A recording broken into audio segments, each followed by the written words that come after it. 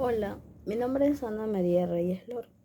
Hoy es 6 de noviembre del 2025 y son las 11:43 p.m. En este video voy a compartir con ustedes mi exposición sobre las unidades 1 y 2 de la materia Teorías y Sistemas de la Psicología. Mi intención con este trabajo no es solo repetir información de los textos, sino expresar con mis propias palabras lo que he comprendido de estas dos unidades, cómo se conectan entre sí y por qué son tan importantes para entender la evolución de la psicología como ciencia y como disciplina humana. Cuando estudié estas unidades me di cuenta de algo, que la psicología ha pasado por un camino muy interesante desde su búsqueda de objetividad científica hasta la comprensión de los aspectos más profundos del ser humano. Y esta evolución no ha sido simple. Ha, ha requerido que muchos pensadores propongan diferentes formas de entender la mente, la conducta, las emociones y el aprendizaje. Así que en esta exposición quiero recorrer con ustedes este proceso de cambio, que empieza con los primeros enfoques psicológicos y termina con las teorías más contemporáneas que explican el comportamiento, la cognición y el desarrollo humano. Empecemos con la unidad 1, titulada Teoría de los principales enfoques psicológicos. En la unidad 1 comprendí que la psicología, antes de ser una ciencia independiente, fue durante siglos una parte de la filosofía. Los filósofos se preguntaban cosas muy similares a las que hoy estudia la psicología. ¿Qué es la mente? ¿Cómo conocemos? ¿Qué papel tienen las emociones? ¿Y por qué las personas actúan de cierta manera? Por ejemplo, Aristóteles ya hablaba sobre la relación entre cuerpo y alma, y Platón sobre el conocimiento y las ideas. Es decir, la curiosidad por entender cómo pensamos o sentimos no es nueva, pero la psicología moderna quiso dar un paso más allá, quiso comprobarlo científicamente. Esa fue la gran diferencia. La psicología dejó de ser solo reflexión filosófica y se convirtió en una ciencia experimental basada en la observación y la evidencia. Esta unidad me ayudó a entender que los primeros enfoques psicológicos fueron los que abrieron las puertas de esta nueva forma de estudiar al ser humano. Entre ellos se encuentran el estructuralismo, el funcionalismo, la psicología del acto y el enfoque histórico-cultural. Cada uno de estos enfoques fue una pieza clave que aportó una visión distinta sobre la mente y la conducta. El estructuralismo fue el punto de partida de la psicología como ciencia. Su principal exponente fue Wilhelm Wundt, quien instauró el primer laboratorio de psicología experimental en 1879 en Leipzig, Alemania. Este hecho marcó históricamente el inicio formal de la psicología como disciplina científica. Wundt buscaba descubrir cómo estaba compuesta la mente humana. Su idea era que la mente podía estudiarse dividiéndola en partes más pequeñas, igual que se hace en las ciencias naturales. Así nació la idea de analizar las estructuras mentales básicas como las sensaciones, las emociones o las imágenes mentales. Lo que más me llamó la atención es que Wundt trató de darle a la psicología una metodología experimental, usando el procedimiento llamado introspección. A través de él, las personas observaban sus propios procesos mentales con la mayor precisión posible. Aunque ese método fue criticado por ser demasiado subjetivo, creo que su valor histórico fue enorme, porque gracias a Wundt, la psicología dejó de ser una rama de la filosofía y se convirtió en una ciencia que observaba y describía fenómenos mentales con rigor. El estructuralismo, en mi interpretación, marcó el nacimiento oficial de la psicología científica. Fue un primer intento de comprender la mente de manera ordenada, sistemática y con un lenguaje propio. Después del estructuralismo surgió el funcionalismo, con autores como William James, John Dewey y James Roland Angel. Esta corriente me pareció muy interesante porque cambia la pregunta. En lugar de preguntarse de qué está hecha la mente, el funcionalismo se pregunta para qué sirve la mente. En otras palabras, deja de centrarse en las estructuras mentales y empieza a enfocarse en su función adaptativa. Los procesos mentales, como pensar, sentir o recordar, no son fenómenos aislados. Tienen una utilidad. Nos ayudan a sobrevivir, a tomar decisiones, a resolver problemas. Por ejemplo, si recordamos una experiencia desagradable, lo hacemos para no repetirlo. Si sentimos miedo, esa emoción nos ayuda a protegernos. Si aprendemos algo nuevo, lo hacemos para adaptarnos mejor al entorno. Lo que más me gustó de este enfoque es que incorpora la idea de adaptación inspirada en la teoría de evolución de Charles Darwin. Eso le dio un sentido práctico a la psicología. A partir del funcionalismo, la psicología empezó a estudiar cómo las personas se adaptan a su entorno y cómo los procesos mentales contribuyen a esa adaptación.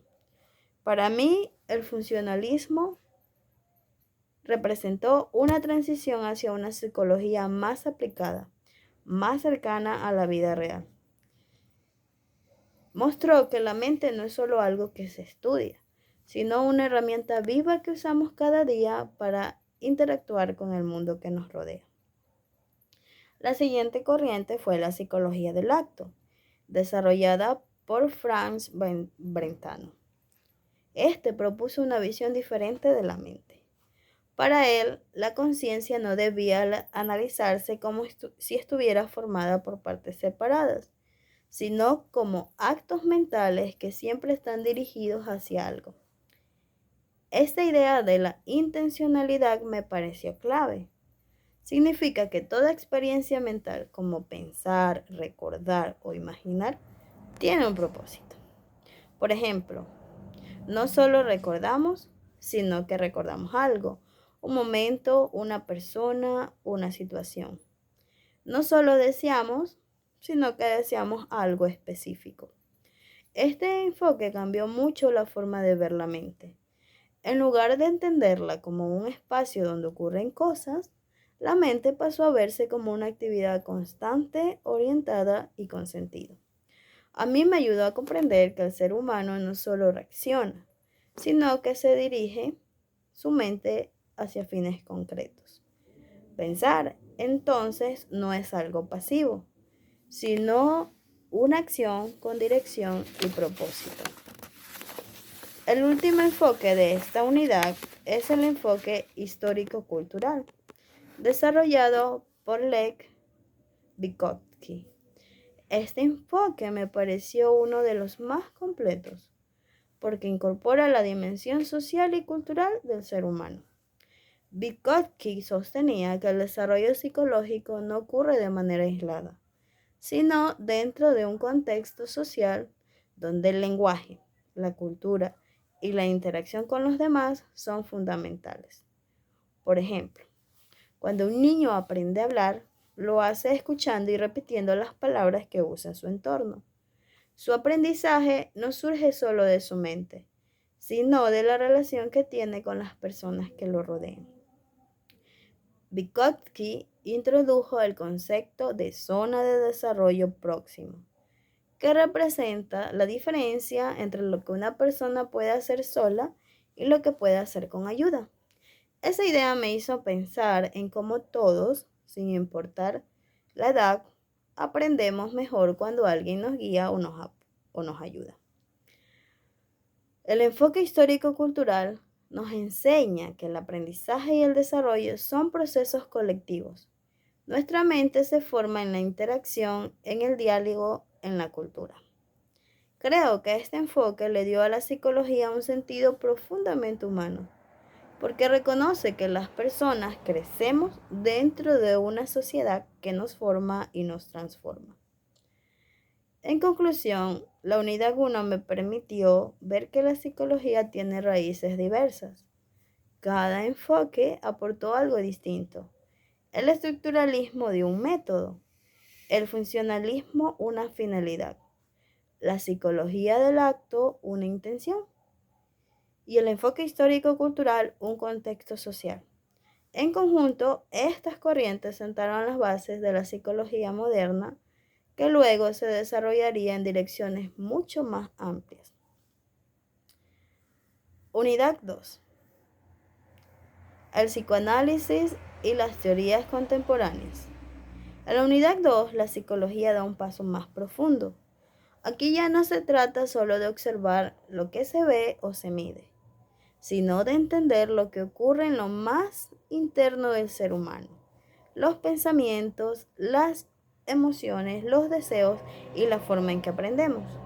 Esta unidad incluye varias corrientes importantes: el psicoanálisis, las teorías psicodinámicas posteriores, el conductismo, el cognitivismo y las teorías de aprendizaje.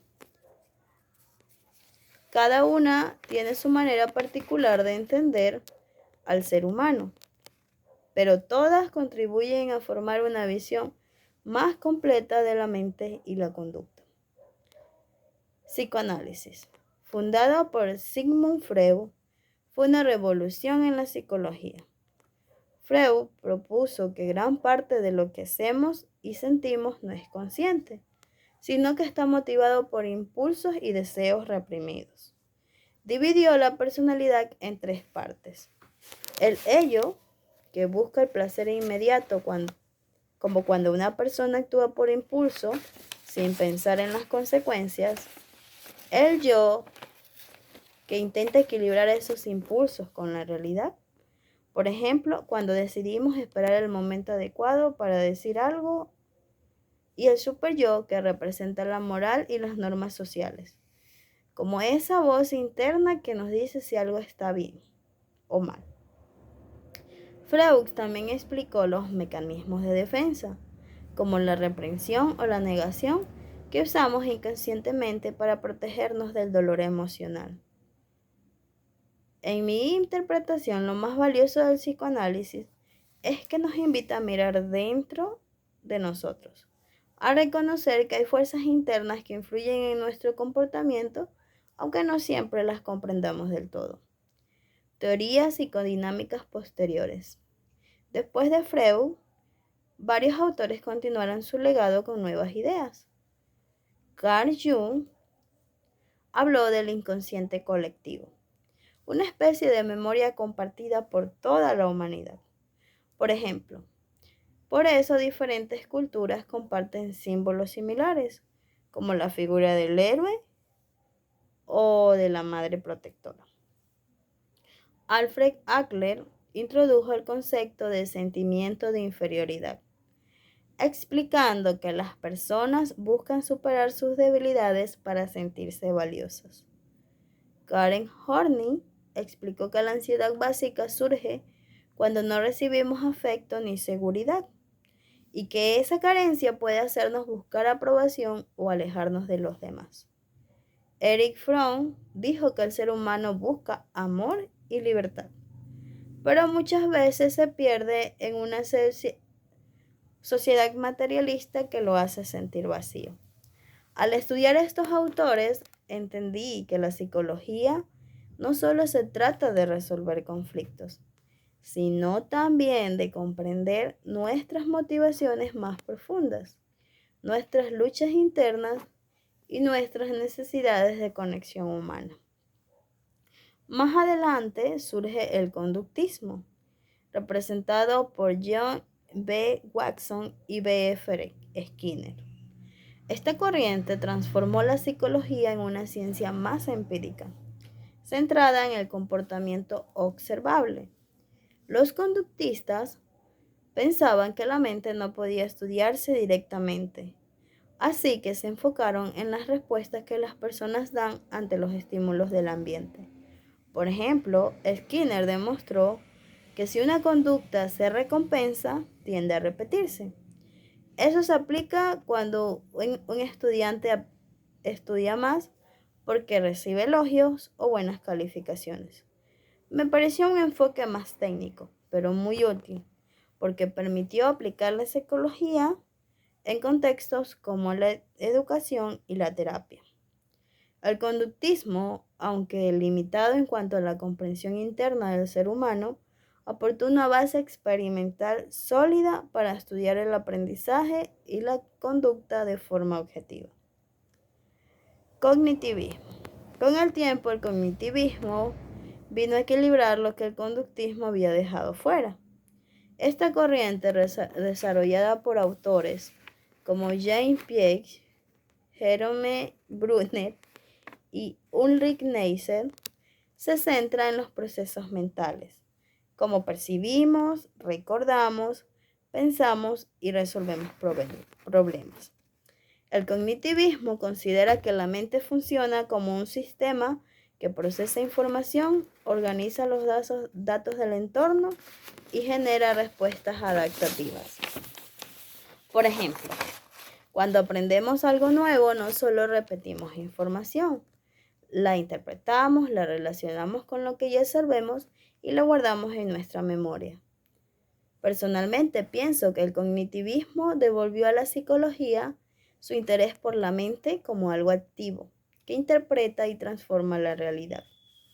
Además, permitió comprender cómo las personas aprenden y construyen el conocimiento de manera progresiva y significativa.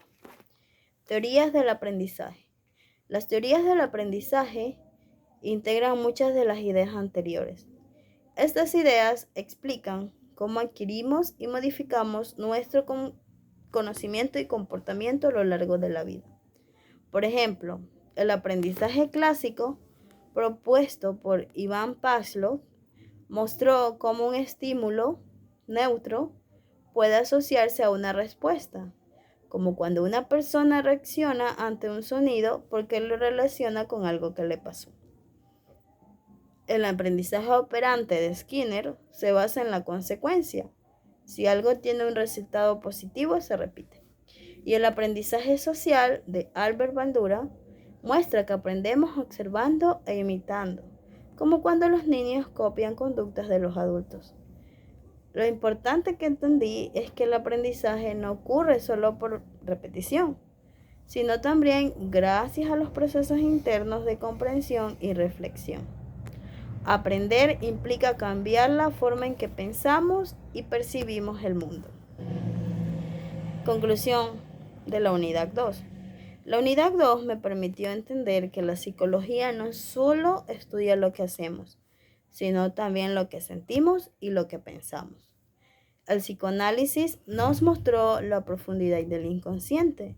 El conductismo nos enseñó a observar la conducta y el cognitivismo nos explicó los procesos mentales y las teorías del aprendizaje nos dieron las bases para entender cómo cambiamos a lo largo del tiempo.